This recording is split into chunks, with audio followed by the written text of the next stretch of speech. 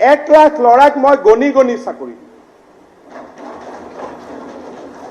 আৰু সেইদিনাখন 1 লাখ ল'ৰাক এপইণ্টমেণ্ট দিয়া মিটিংখনৰ বিৰোধী দলপতি ডাঙৰীয়াকো বিশিষ্ট অতিথি হিচাপে নিমন্ত্ৰণ গণি গণি দিম এটা গন্তিও গণ্ডগোল নহয় কৰবাত এজন বেছি হ'ব পাৰে কম নহয় আলোচনা কৰিম ৰাতি মই সেইকাৰণে আহিলোঁ আৰু আহোঁতে এবাৰ মন্দিৰৰ খা খবৰ ল'লোঁ ইমানেই হ'ব কাইলৈ তাতে মেইনলি DCSP সকলৰ লগত মিটিং কিন্তু যেহেতু তাতে গ'লে তাৰো অলপ মানুহ আহিব কথা বতৰা পাতি ল'ম আৰু আজি অসমৰ কাৰণে ভাল খবৰ যিটো আপুনি নিযুক্তিৰ কথা কৈছিলে আজি ফাইলবিলাক দ্ৰুতভাৱে বিচাৰিছে সোনকালে নিবনুৱা সমস্যাৰ সমাধান 1 লাখ চাকৰি আমি দিম কিন্তু 1 মাহত অজন্তা নেওগৰ কমিটিয়ে ৰিপৰ্ট দিব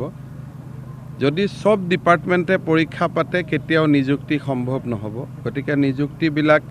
কি ধৰণে আমি খুব শৰ্টকাট কৰি দিব পাৰোঁ তাৰ পিছত নিযুক্তি দিয়াৰ পিছত ক'ত নিযুক্তি দিম আৰক্ষীত কিমান শিক্ষা বিভাগত কিমান ক'ত কিমান খালী আছে অদৰকাৰী পোষ্টবিলাকত এবলিছ কৰি দৰকাৰী জেগাত পোষ্টবিলাক ট্ৰেন্সফাৰ কৰা বহুতবিলাক কাম আছে এবছৰ আমি সময় লৈছোঁ এবছৰত এই কামটো হ'বগৈ সাংবাদিকৰ পৰিয়ালত কিবা সুবিধা থাকিব নেকি তেনেকুৱা চাকৰিৰ ক্ষেত্ৰত চাকৰিটোতো মেৰিটত হ'ব লাগিব কিন্তু দেখা যাওক এতিয়া জাষ্ট আৰম্ভণি হৈছে লাহে লাহে এই কামটো চলক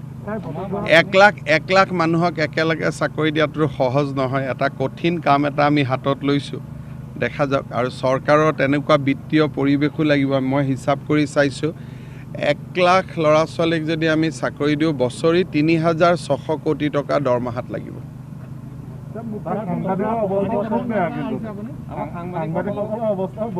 ঠিক কৰিব লাগিব মিলিজুলি হ'ব হ'ব মিলিজুলি চব লাহে লাহে ঠিক কৰিব লাগিব মাননীয় অধ্যক্ষ মহোদয় আমি কিছুমান নতুন কাম কৰিব লাগিব আজি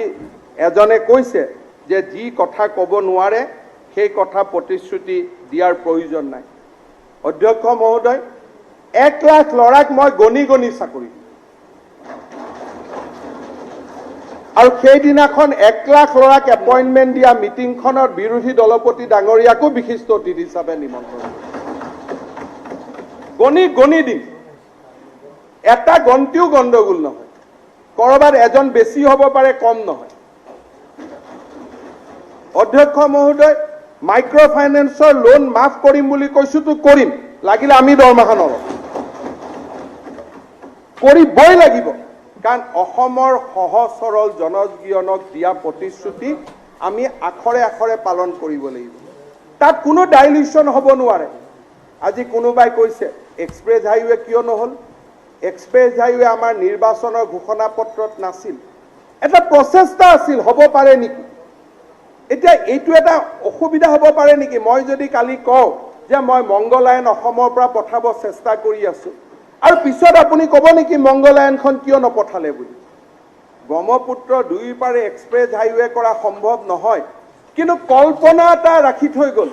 সেই কল্পনাটোক আগুৱাই লৈ লৈ গৈ গৈ আমি নিশ্চয় কেতিয়াবা সেই অসাধ্যকো সাধন কৰিম কিন্তু ক'তোতো কোৱা নাই যে 3 বছৰৰ ভিতৰত এক্সপ্ৰেছ হাইৱে আমি বনাই দিম সেই শব্দটোতো ক'তো আমি কোৱা নাছিল